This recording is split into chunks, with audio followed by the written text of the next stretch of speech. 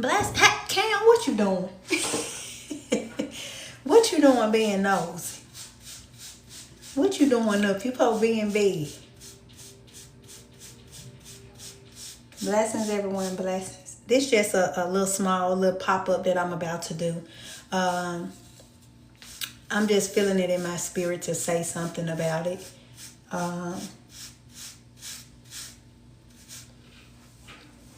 Blessings.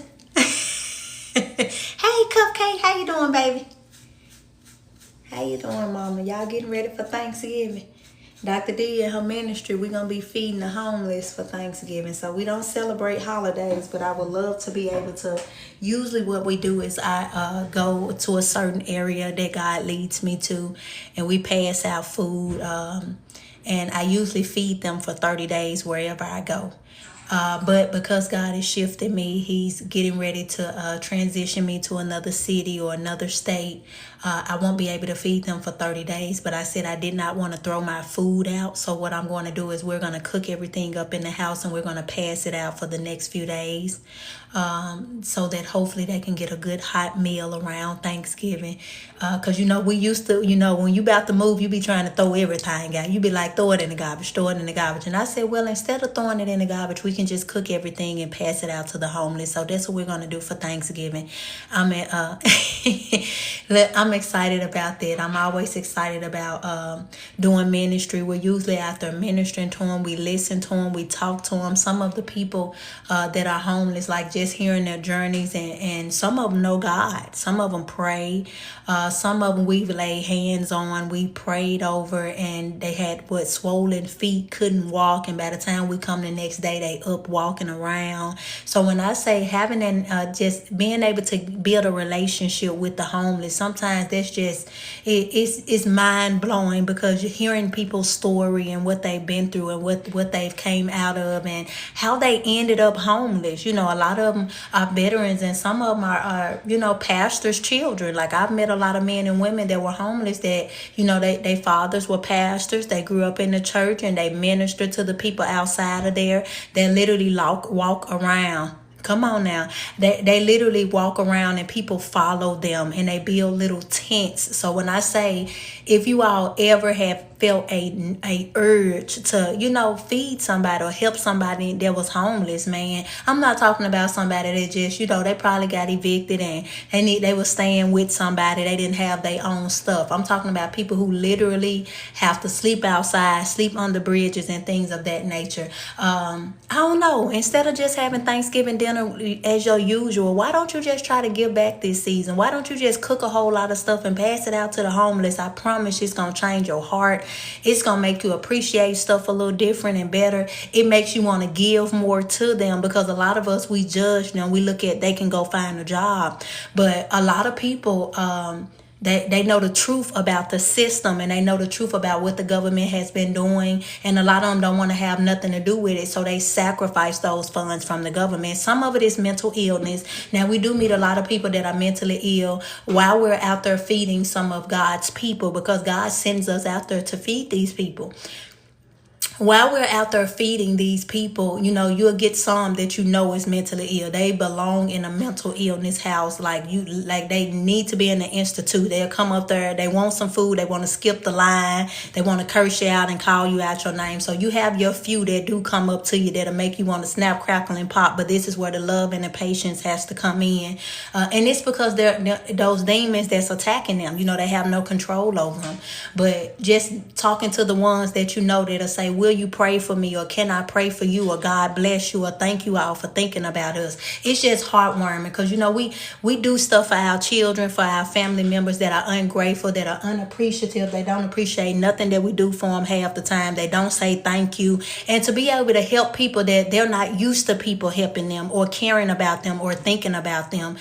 So I would challenge some of y'all, instead of feeding your bellies this Thanksgiving, why don't you cook a lot of meat, some extra trays trays and take it out there to the homeless. Or if God is shifting you and moving you, don't throw anything in the garbage. Why don't you just put them in trays and pass them out? Just drive around and do that. And just, do ministry. That's what ministry is about. It's about sacrificing. It's about not thinking about yourself, but thinking about what other people may need, or what others may want to do if they could do. But being that you can do it, going out to be able to assist other people. Come on, baby. Come on, debt free. So I wanted to come on here because it's been in my spirit. It just popped back up probably about 30 minutes ago. We was at the grocery store. But I wanted to let you all know, as a prophet, for those of you who know you are a prophet, you can hear God's voice for yourself. You probably have not accepted that you're a prophet. For those of you who have accepted that you're a prophet, you just may be training with God, or God is sending you to leaders to help assist you with your training or equipping you. One thing about being a prophet, if you have a problem about talking about people, you're not going to be able to make it as a prophet, because everything God is going to tell you to do is going to be talking about somebody. And we have been taught that we're always stay out of people's business and don't tell nobody what we got going on in the house, and keep your mouth shut, and this is what your testimony is, whether it's good or bad. If you can't say the stuff that God wants you to say, you're going to have a problem being a prophet. And a lot of people like to say, you talking about people, you doing this, baby. It's the truth. You're going to have to tell the truth, because it's not about talking about somebody. It's about assisting somebody from making the same mistake. I shared a testimony earlier about a young lady that God gave her a spouse, and she had been waiting on her spouse. And when she got the spouse, she said God told her to sacrifice him, that he was a warlock. Instead of her obeying and doing what God expected her to do, she left the ministry and went with the man. So some of us may say we talking about people, but me speaking about something like this is going to help somebody say, if God told me to sacrifice you, let me make sure I sacrifice you.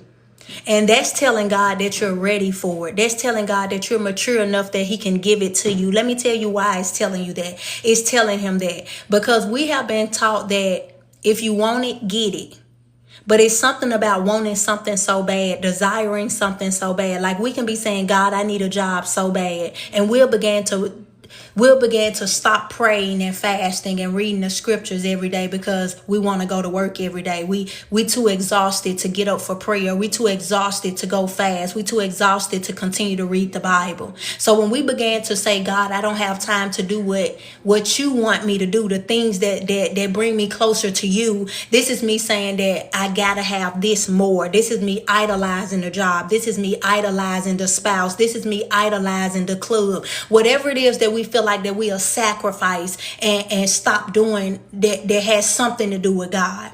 I wanted to say this because it's not about talking about anybody. It's about me helping you and training you and getting you to see that it's things that small that we don't pay attention to, that we don't take serious, that'll get us out of the will of God, that'll get us out of alignment with God. And this is why a lot of stuff has not been working for us. This is why the blessing has not came through. There has been times I've asked people to get inside of my God to say, ask her, can she get an intercession? Now, I don't know what your prayers are. You're praying to God. So if Dr. D reach out to you and say, hey, you want to get a part of my intercession, this, that, and the other, you know what you've been doing for God. You know you've been crying out and you've been praying to him. So what God would do is open a door for you. This is an open opportunity. This is God saying, hey, go be a part of the intercession group. One thing we do is we say, I ain't got time. I got to go to work. And God is like, you don't have time to spend time with me, to do the things with me, to get in relationship with me. But you're telling me you want to go higher. You're telling me you want a better relationship with me. So the first thing we do is we take the job and we forget to pray. We forget to read scriptures. We forget to stay in the presence of God. Now let's take it back. When we didn't have a job, we was in his presence every day. We made time for him every day. We read the word. We prayed every day. We fasted every day. We did these things because we wanted a job. When he gave you the job, you stopped doing those things. One thing about I tell people in my ministry, I told a woman who was in my ministry, when she got here, she was already praying by herself, reading the word, fasting. She was doing all this stuff by herself. By the time she left the state she was in and got to Texas with me, she was fasting. She was praying. We were doing Bible study. She was doing everything she's supposed to do. By the the time she left out my house and got her own house, I used to say, hey, did you do your live today? Oh, no, I didn't do my live. I used to be like, okay. Because Dr. D not going to call you and tell you to do nothing. I'm just going to ask questions. Because I see that you about to fumble the ball. So when I ask that question, your excuse is what's going to dry your stuff up. So if you don't start doing your lives and start doing the stuff that God is telling you to do, and you just got to this new place, you got to keep doing whatever you were doing to get there, to stay there. They used to tell us back in the days, however you got that man, that's how you're going to keep that man. However you got that job from God, however you got God to give you that spouse, however he was able to open that door, you're going to have to keep doing it. What we do is we get the job and we stop doing everything, and this is how we lose it. See, God don't mind blessing us. We have a problem keeping the blessing. And I have to come and say, hey, if you were praying and fasting to get that, you're going to have to pray and fast to keep it. And look, let me bless you. I have heard leaders come on here giving a word, allowing God to flow and move on their live. And then they'll say, I got to get off my live to go to work. So you going to stop doing what God, you going to say, hold up, God, I ain't got time to do this. I got to run in here and go to work. You going to say, okay, God. And now God looking like, but I gave you the job. The same way I give it, I can take it. And this is where our test began, because God started testing us to see, do you feel like you need that job? Do you trust that job, or do you trust me? Because that job can fire you. That job, God can shut that door now. So God be sitting here like, okay, let me see if you're going to stop saving souls, because that's all I care about. Now, you asked me for this job because you want some more money. I gave you that job, and the only reason you asked for the job is because you don't trust that I can bring forth money. But I'm telling you to do full-time ministry, because if you do full-time ministry, I can show you that I can bring you the money that you think the job can bring you. So God is like, try me. So I've seen leaders come on here delivering a message, and literally they would get off their live to go clock in for work. They'll say, hold up, y'all, I got to talk to y'all later. I got to go to work. I got to go clock in. And I'm just sitting here like, why would you think God would give you a job that would prevent you from doing the one thing he sent you here to do?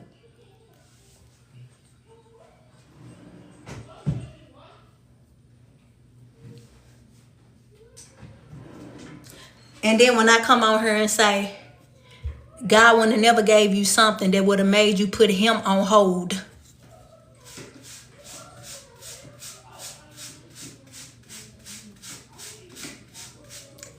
God wouldn't have never gave you something that would have made you put him on hold. Let me tell you another thing that the enemy does. You'll tell somebody you're going to get on intercession, or you'll tell somebody you finna do Bible study. You'll tell somebody that, I'm going to do prayer tonight. I'm going to do intercession. I'm going to be a part of the teaching tonight, right? That's what you'll tell. You making a commitment to somebody to do something with their ministry. And this what the enemy do. He come throw a curveball. Somebody end up in the hospital, car accident, you oversleep. Now, you wake up every day at this time, but this particular day you made a commitment to grow in God, to do more than what you've been doing for God. And the one day you're supposed to do it, you get distracted.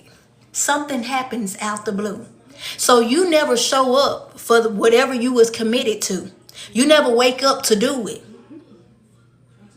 Then you send a message and say, this happened, that happened, this happened, this happened.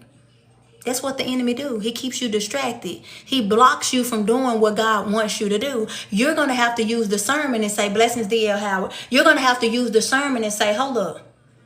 As long as I wasn't trying to do nothing for God, nothing happened. But as soon as I signed up for Bible study, as soon as I signed up to do prayer at 12 o'clock, 6 o'clock, whatever time, I forgot. Something happened. I got distracted. This is where God is trying to show you that your discernment. Come on now, Medusa. But see, that's God. It wouldn't interfere with you doing what God is telling you to do. This ain't for everybody. Everybody's situation ain't like that. Yeah, that's where you have to use discernment. That's why they say every door ain't from God. Yeah. I have to say stuff like this because I got to get you to understand that the enemy know when you're trying to grow. He know when you're trying to elevate in God. He knows when God is trying to take you higher, when God ready to bless you. This is when things try to start attacking y'all. This is when the car get flat. This is when you run out of gas. This is when stuff. Come on now, Naughty. Naughty said, after listening to you, I got better in my health. Where God said healing is the children's bread. This is what the enemy do though.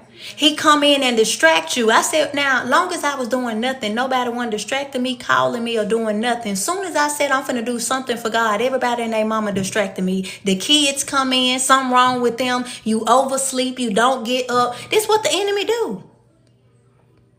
Oh yeah, they real, Switzerland. Baby, they real. I have to tell people this because I have to get them to, and this is God saying use discernment. This is where God is saying it's time for you to come up higher because you can't see the plan, plot, and scheme of the enemy. You can't see what the enemy is trying to do to prevent you, to block you from coming up higher. So I have to come in and tell people, hey, such and such, such and such. And some people will be like, oh, you talking about me. I'm not talking about you. I'm using your situation to help somebody else. This is why God said we are overcame by the blood of Jesus and our testimony. These are testimonies, whether good or bad. This is a testimony that if it worked in your favor, I can do it this way so it can work in my favor. This is a testimony whether it didn't work in your favor. I know what not to do. I know what to pay attention to.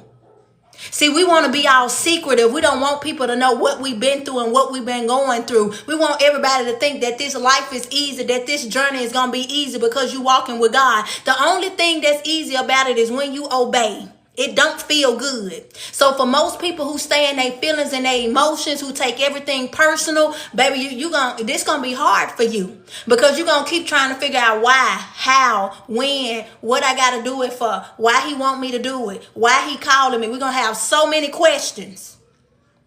It's gonna be so many questions. And you're gonna have to be one of them people that when I told God yes, you just gonna have to keep telling him yes. It ain't gonna be no, I'm gonna tell you everything. God ain't gonna tell you everything. He ain't got to. And that's because you should trust me by now. I've proven myself to you. I've constantly came through for you over and over again. And this is why I have to come in and say, do you trust God? See, there comes a time that God, let me tell you when God gave me a job. I asked him for a job because I didn't trust him. I got to be honest with you. I only asked for a job because at the time I was walking with him, I didn't trust what he was telling me to do. How you think I know when you don't trust them? I've been in that place where I kept asking for a job. Think about the job that you have. Did you ask for it? Did you ask for it? Why did you ask for it? Because you got tired of waiting on money. You got tired of waiting on God to tell somebody to send you some money. You got tired of not being able to pay your bills on time and then be able to do your hair and your nails. You got tired of living, check to check, and it ain't even check to check with God because you ain't got no money coming in. You got tired of waiting, so you was like, "Ooh, I need a job." You were like, "Nah, I can't get my nails done no more. I can't get my hair done no more. Ooh, Jesus, I need a job." And that's because we didn't trust God. I'm just gonna call it what it is. I don't care what you want to tell yourself to make yourself feel good. You don't trust him when you start asking for stuff that you feel like you need. The fact that he don't just say, go apply, let you know. I'm going to tell you why he don't tell you to just go apply. And it's because doing ministry is a job by itself. It's a lot doing ministry, God's chosen. This ain't something you can go work 8 and 12 and 16 hours and then come over here and do it for 8, 12, 16 hours and still be able to rest and let him fill your cup back up and get ready and do it again. This a job, right? This ministry, baby, this a whole job. This a whole job. So I literally was asking him for a job, y'all. He gave me the job. The job couldn't pay nothing. He just opened the door. I walked in. I was at the job for 5 days. It lasted 5 days. And then I went and worked at a hospital. I forgot about this job. Thank you, Holy Spirit. I went and worked at a hospital in Orlando, Florida. I only worked there like 1 or 2 days. And when I got there, I said, now I see why he wouldn't let me start the job. When I got there, I understood. The people like, how you get that brand new Range Rover? You don't work? I was like, nah, I'm in ministry. I'm like, God led me down here. So people were like, dang, we've been doing this long. We ain't even driving this good. And I was just sitting there checking my situation like, what are you doing here? You don't even belong here. And this was me having to take accountability saying, I don't trust God. When you don't trust God, it's hard for you to stand still and see the salvation of the Lord. When you don't trust God, it's hard for you to wait on the Lord. When you don't trust God, it's hard for you to wait for God to pay that light bill. Wait for God to pay that car note and that house note. When you don't trust God, this is why we waver. This is why we ask for stuff that God ain't planning to give us. This is why we start saying, oh, I need this, and getting out of God's will, trying to, go apply for stuff that God ain't told us to apply for, because we don't trust God. And I had to ask myself, God ain't never did nothing to me. Why I don't trust God? He ain't never forsake me. He ain't never left me. He always been here. He always showed up for me. He opened doors for me. He gave me favor when I didn't have the money. Other people paid for it for me. People sent me money when I thought he was, I'm expecting money one way. God was sending it in a different way. Like, I was trying to figure out, why did I have trust issues with God? And it wasn't that I had trust issues with God. It was more of I had trust issues from the stuff that I had been through, from the things that I saw other people go through. Blessings, King. You got to check yourself.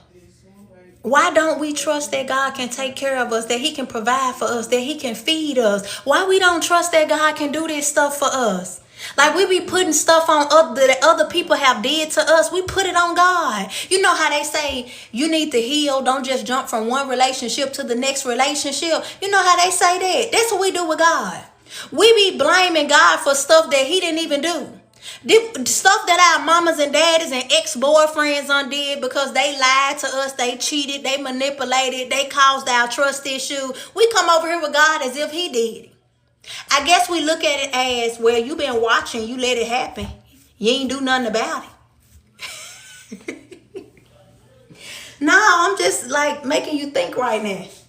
Because it's something about, this is why people don't leave. This is why when he tell people to go move, they don't move because they got trust issues.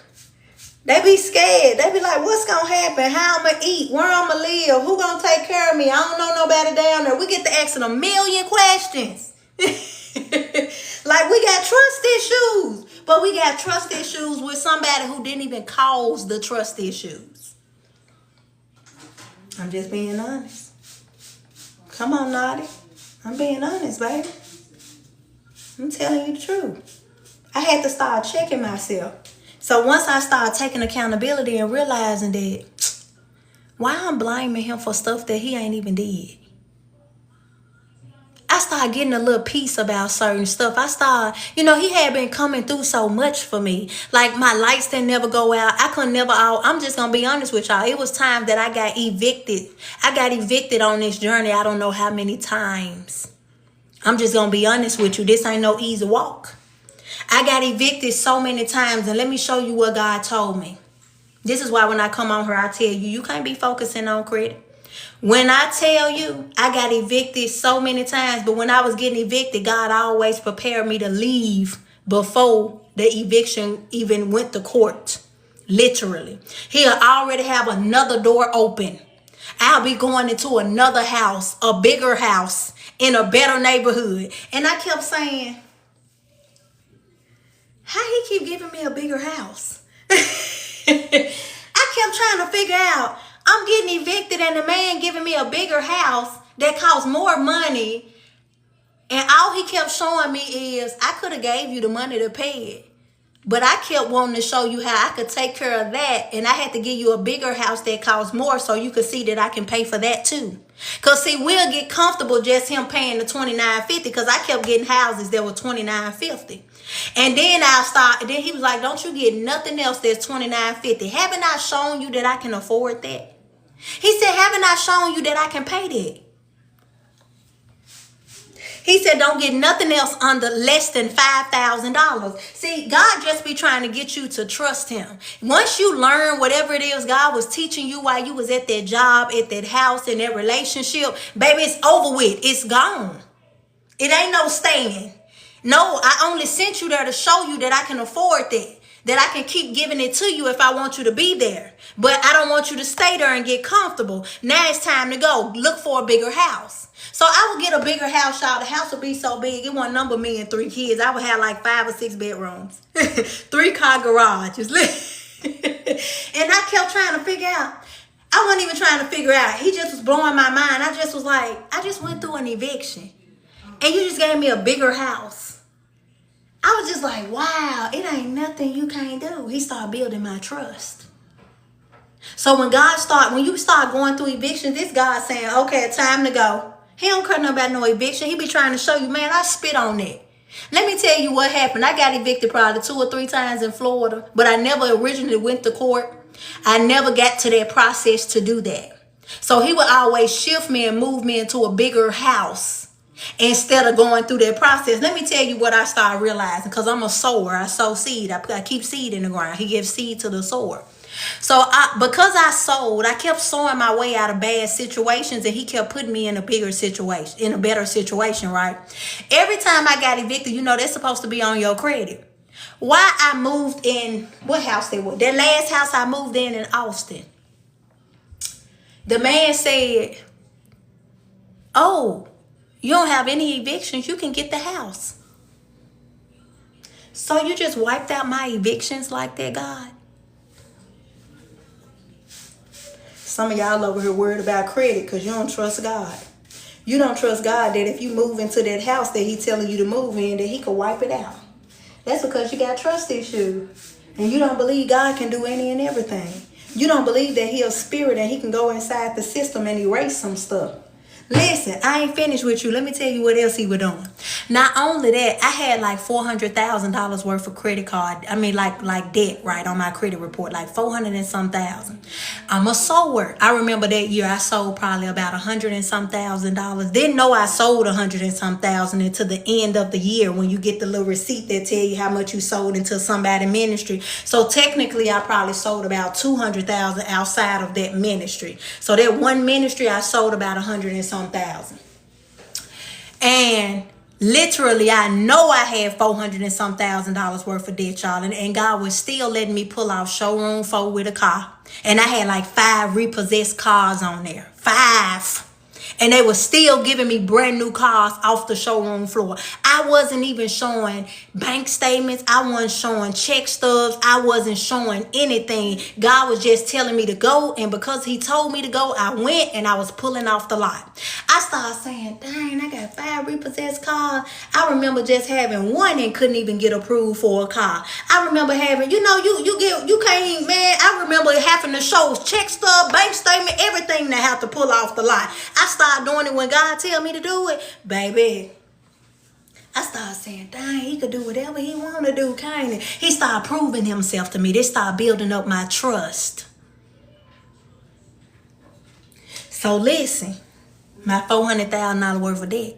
So I go pull my credit report one day. And I pulled it in, and literally I know it said $400 and some thousand. Why I'm down to $100 and some thousand, y'all. This was last year when I found this. I'm like, dang, what happened? I ain't paid nothing off. All I did was sow. I just sold. And literally, it just started doing stuff. Debt cancellation. I used to name my seeds debt cancellation. Jesus.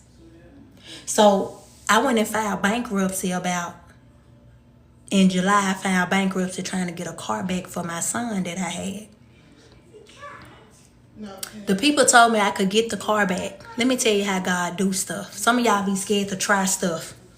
I had never filed bankruptcy before. Didn't know what a bankruptcy was. Just was doing it because somebody told me to do it. I went and filed the bankruptcy, y'all. The people said they're going to give me the car back. I'm waiting on them to call me to pick the car up. They done sold the car by accident. They going to tell me, we're going to just get rid of the whole debt. We're going to cancel out the whole $90,000. And we're not going to come after you. This is what Mercedes-Benz tell me. I said, so all I sold was about $1,500 to apply for the bankruptcy. And it wiped out $90,000 worth of debt. Now, remember I told you I had $100 and some thousand. minus 90.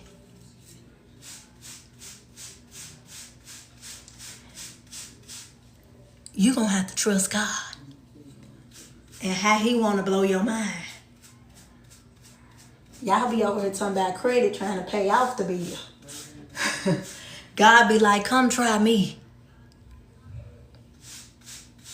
Listen. I know y'all be around people that's always talking about they got an 800 credit score. They can just pull off the lot. They got credit card this and they got credit card that. Baby God, you better try God. I think somebody came in my room one day and said, your credit bad. Oh, amen. But I can pull off like I got an 800 credit score. All God got to do is tell me to go. And I pull off. My life ain't never been this easy in my life. I have always struggled. I have always hustled. I have always settled. And when I tell you, since I've been walking this walk with God, I have had every Cadillac new. I have had every Benz. I have had a little Range Rovers. I've had Corvettes brand new. When I tell you it ain't nothing God has not given me since I've been walking with him. I have had every house that I could possibly want since I've been with God. Every house. I have had land. When I tell you, God, and I ain't had a job. I have only worked for God. I gotta share this because, people wouldn't tell you their business because somebody said you talk too much. Don't tell nobody your business. Don't let them know what's going on in your house. You don't tell the right hand what the left hand. But the Bible said we overcame by our testimonies. And if you don't never tell the truth, God ain't gonna never be able to use you. I don't care how good or how bad, it's supposed to help somebody to overcome, to have victory. So if you don't be vulnerable, transparent, you're not going to know how to build a relationship with people, to connect with people. Ministry is about connecting and building a relationship. This is why people do not have healthy relationships, because we don't know how to be vulnerable. We don't know how to be transparent. We don't know how to open up and tell the truth and let people know about what we've been through and what we're going through. You're going to have to tell it. And if you got a problem with telling it, God can't use you. It ain't partial truth, baby. It's all truth. Jesus said, I'm the truth, the way, and the life. This is a way to live life. Don't let nobody come and tell you talking about people, you doing this, you and listen. I promise, being a prophet, you're going to talk about everybody. God going to have you speak about some stuff that don't nobody know but you, but that person and God. And that's because people don't really believe God see everything and hear everything. When these prophets get to talking about, yes, some of these fake ones be on y'all pages, but when the real prophets hearing from God, God gonna address some stuff that don't nobody know you doing but him and you. You gonna be like, now I know this man or woman ain't looking in my window. I know this man or woman ain't in the room with me. I know this man or woman don't talk to me on the phone. You gonna have to stop taking stuff personal. You're going to have to get out of your feelings and your emotions. You're going to have to learn how to have some emotional intelligence. That's one of my classes in my school. I have a school of prophets. It's called True Kingdom Academy. I teach you kingdom. I teach you how to work on self, then spirituality, and then we walk into business. It's order. But some of y'all need some emotional intelligence. You can't control your emotions. They just spill out. Every time somebody say something you don't like, you feel some type of way. Get out your feelings, baby. This ain't personal. Ask yourself something. Is it true? Is what they saying true? Come on, Coco. Go on, join that school. I'm going to start putting some flyers up real soon. Probably next week. I'm going to start putting up flyers so you can sign up. It's just it's probably $100 and something. It's like $100 a month for 8 months, $850 a year. It's just 1 year, but it's self-paced. And when you complete this, I ordain you. Yeah, I ordain you.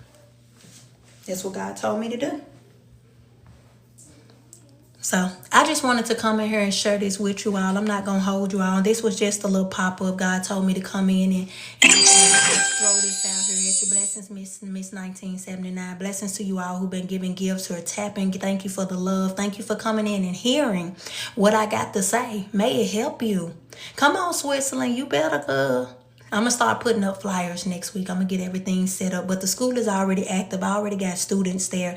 I told y'all I've been on TikTok for like 22 months. It's going to be 2 years I've been on TikTok. Some of y'all just seeing me on your algorithm.